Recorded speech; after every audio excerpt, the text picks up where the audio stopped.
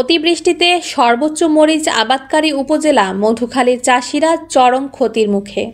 সম্প্রতি অতিবৃষ্টির কারণে ফরিদপুরের মরিচ ক্ষেতে অতিরিক্ত পানি জমে ও জলাবদ্ধতায় ফসল নষ্ট হওয়ায় আর্থিক ক্ষতিসহ ভঙ্গ হয়েছে কৃষকের স্বপ্ন।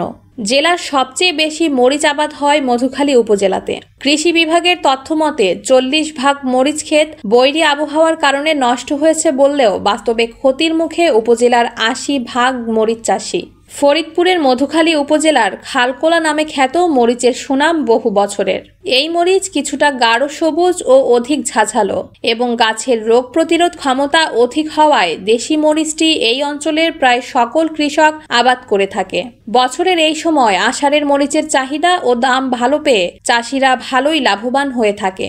কিন্তু গত মাস যাবৎ অতিবৃষ্টির কারণে মরিচ ক্ষেতের গোড়ায় অতিরিক্ত পানি জমাতে গোড়া পচে মরিচ গাছগুলো মরে যাচ্ছে। বিভিন্ন জায়গায় জলাবদ্ধতা ও বৃষ্টির পানিতে ইতোমধ্যে প্রতিটি মাঠের মরিচ গাছ মরে গেছে। চৈত্র মাসে রোপণ করা মরিচের চারা 60 দিন পর থেকে 4 থেকে 5 মাস পর্যন্ত ফলন দিয়ে থাকে।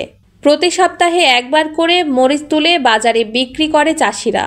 অনেক কৃষক কিছু মরিচ বিক্রি করতে পারলেও গত মাসের বৃষ্টিতে সেই ফসল আর তোলা সম্ভব হয়নি তাদের। এতে আর্থিক ক্ষতি সহ জমি পতিত থাকার দাবি চাষিদের। মরিচ তো পাইটা খানিক লাগাইছিলাম, পাইটা খানিক লাগার পরে তো মরিচে 1 তুলা দিছি, 1 তুলার পরেই তো বৃষ্টিতে এক ক্ষতিগ্রস্ত আমরা কৃষক তো শেষ। এবার বেশি বৃষ্টির জন্যই তো আমরা শেষ।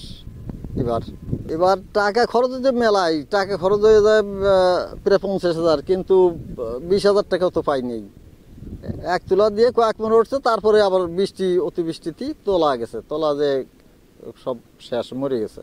আর উঠে গিয়ে ধান লাগাতে হবে, তাও ধান তো নামি পড়ে গেছে। এখন তো ভাদ্র মাস এসে গেলে আমরা ধান তো আর সেরকম হবে না, তাছাড়া তো আর কোনো নাই না। প্রতি বছর হয় না, এই বছরে আর কি বেশি আমাদের ক্ষতি হইতেছে। কৃষি অফিসার তো আমাদের কোনো খোঁজ খবর নেয় না। খোঁজ খবর নিলে তো আমাদের যায় একটু বীজ টিজ বা অন্যতা পালি ফিরে একটু সহায়তা পাই আমরা, তাও তো আমরা পাইনি। এখন সরকারে যদি আমাদের একটু সহায়তা করতে, তাহলে আমাদের একটু। প্রতিবারে না, এইবারও মরিচ চাষ করছি আসলে, কিন্তু এইবার অতিবৃষ্টির কারণে আমাদের ক্ষেত নষ্ট হয়ে গেছে। গাছ পানি জমে মারা গেছে, 2-1টা ভাগও ছিল, ওইগুলো এখন যে কুকড়ায় যাইতেছে, এই যে কুকড়ায় গেছে, গাছ নষ্ট হয়ে গেছে। তো আমরা এখন ক্ষতিগ্রস্ত আসলে এই মরিচ চাষ করে। এই 1-1.5 মাস বৃষ্টি নামার কারণে এই মরিচ গাছ সবই পানি ঠিকই ছিল, পানিতে তলায় গেছিল, এখন সবই মারা যেতেছে। এই দিয়ে অনেক লস কৃষকের। শুধু এই মাঠে না, প্রতি মাঠেরই এই একই সমস্যা, প্রতিটা গৃহস্থরই প্রতিটা বইতেই এই একই সমস্যা, সব গাছই পানির কারণে মারা গেছে। মধুখালী উপজেলার 11টি ইউনিয়নের মধ্যে মেকচামি, রায়পুর, জাহাপুর ও কামালদিয়া এলাকায় মরিচ চাষ বেশি হয়। মরিচের গাছ নষ্ট হওয়ায় সেগুলো উঠিয়ে কেউ বা আবার আমন রোপণ করতে পারলেও অনেক চাষি তাদের জমি ফেলে রাখতে বাধ্য হয়েছে।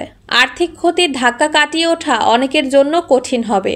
অনেক কৃষক আগাম ঋণ নিয়ে চাষাবাদ শুরু করেছিলেন, এখন ঋণ পরিশোধের চাপও তাদের কাঁধে চেপেছে। তাই ক্ষতি পোষাতে ক্ষতিপূরণ সহ সরকারি সহযোগিতার দাবি জানান চাষিরা। কৃষি বিভাগের তথ্যমতে জেলার সর্বোচ্চ মরিচ আবাদি মধুখালী উপজেলায় চলতি মৌসুমে 2720 হেক্টর জমিতে মরিচ চাষ হয়েছে। হঠাৎ অতিবৃষ্টির কারণে জমিতে পানি জমে 30 থেকে 40 ভাগ ফসল নষ্ট হয়েছে। এবছর যে উৎপাদন লক্ষ্যমাত্রা নির্ধারণ করা হয়েছিল তা অর্জন করা সম্ভব হবে না। আমরা ক্ষতিগ্রস্ত কৃষকদের জন্য প্রয়োজনীয় পরামর্শ ও সহযোগিতা প্রদানের চেষ্টা করছি। কোনো জায়গায় পানিতে নিমজ্জিত হয়েছিল। মরিচ যেহেতু পানি সহ্য করতে পারে না, কয়েকদিন পানি থাকার কারণে ওখানকার মরিচগুলো ক্ষতিগ্রস্ত হয়ে গিয়েছে। এর পরবর্তীতে যে ডাঙায় যে মরিচগুলো ছিল, বৃষ্টি বন্ধ হওয়ার পরে 2-1 দিন যে রোদ হচ্ছে, এই রোদের ফলে ওই মরিচগুলো ক্ষতিগ্রস্ত হচ্ছে। তো আমাদের যে মরিচগুলো আসলে ক্ষতিগ্রস্ত হয়ে যাবে, সেটাকে তো আমাদের ফিরিয়ে আনার সুযোগ নাই। এখানকার কৃষকের একটা ভালো প্র্যাকটিস আছে, সেটি হচ্ছে মরিচের পরে তারা শশা করে ওই মরিচের ক্ষেতেই, এবং মিষ্টি কুমড়া করে। ফলে আমরা এখন যে পরামর্শ তাদের দিচ্ছি, যেগুলো আছে স্ট্যান্ড বাই, যেগুলো এখনও মাঠে আছে, সেগুলো পরিচর্যার জন্য পরামর্শ দেওয়া হচ্ছে, এবং যেগুলো ক্ষেত ক্ষতিগ্রস্ত হয়ে গিয়েছে, আমরা যেন আগাম সেখানে শশা করা যায় অথবা মিষ্টি কুমড়া করা যায়, যেন কৃষকের যে ক্ষতিটা হলো সেটা কিছুটা আংশিক পুষিয়ে নেওয়ার সুযোগটা তারা পায়। সেই বিষয়ে আমরা সার্বক্ষণিক তাদের পাশে আছি এবং পরামর্শ দিয়ে যাচ্ছি। চাষিদের আর্থিক ক্ষতি পুষিয়ে সরকারের সব ধরনের সহযোগিতায় আবার ঘুরে দাঁড়াবে চাষিরা, এমনটাই প্রত্যাশা সবার। জেলায় এবছর ৪৯.৩ হেক্টর জমিতে মরিচের আবাদ করা হয়েছে, যেখান থেকে উৎপাদনের লক্ষ্যমাত্রা ছিল ৯৮৬ মেট্রিক টন মরিচ। Sadia Alam Nirjana, Chandradwip news 24.com, desk report, Barishal.